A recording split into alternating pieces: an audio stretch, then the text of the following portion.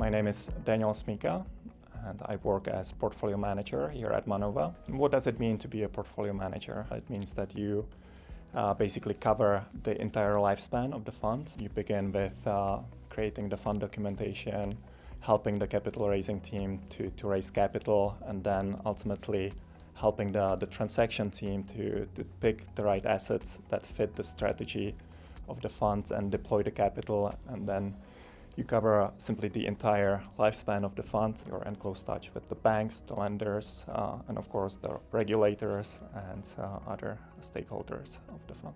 So the expectations have evolved quite substantially over the last 5 to 6 years. Originally, it was mainly about showing that you don't do any harm. Nowadays, the expectations evolved into showing and proving that the portfolio and the assets are able to survive and benefit from the energy transition. For our investor base, and our investors or limited partners are primarily coming from German pension funds and insurance groups. Essentially, when an investor looks at a fund such as ours, they are asking themselves 3 questions. Will the portfolio or the assets therein preserve capital in decarbonizing Europe? 2 is, does it deliver stable, long-dated, inflation-protected income without any surprises on the regulatory side?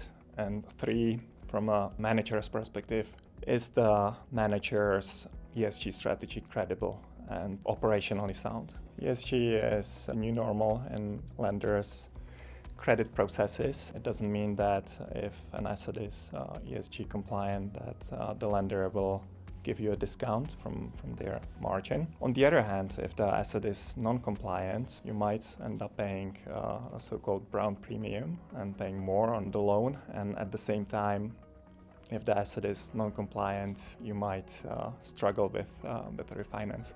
So having really granular ESG data we think helps with the overall credit process at the lender. It can speed up the process, and it can ultimately help you preserve higher LTVs, longer tenors, and a bit more generous covenants. On the other hand, if you don't have such data, the banks, the lenders can lower the LTVs and shorten the tenors for you. And at the same time, you end up negotiating with a smaller or fewer number of banks. So with Deepki, we are able to show very granular energy consumption, be it electricity or gas consumption or water consumption. But we are also able to show decarbonization pathways and support our decision making with tangible, real data.